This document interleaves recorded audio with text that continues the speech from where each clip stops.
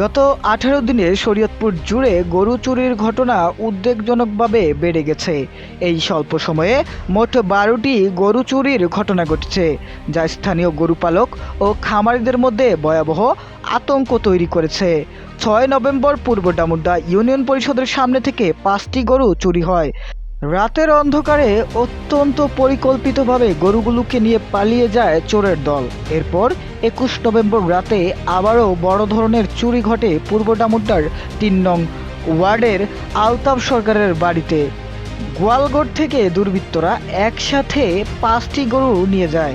আলতাফ সরকারের স্ত্রী বলেন, এক রাতে সব কিছু শেষ হয়ে গেল। গরুগুলো ছিল আমাদের সংসারের মূল ভরসা। একই রাতে আরও একটি ঘটনা ঘটে গোসাইহাট উপজেলার তরজুশিরগাঁও গ্রামে। সেখান থেকে ২টি গরু চুরি হয়। এর আগে জাজিরা উপজেলার বিভিন্ন এলাকাতেও একাধিকবার গরু চুরির ঘটনা ঘটেছে। গরু পালক ও খামারিদের অভিযোগ, এতগুলো গরু চুরি হওয়া সত্ত্বেও চোর চক্র এখনও শনাক্ত হয়নি।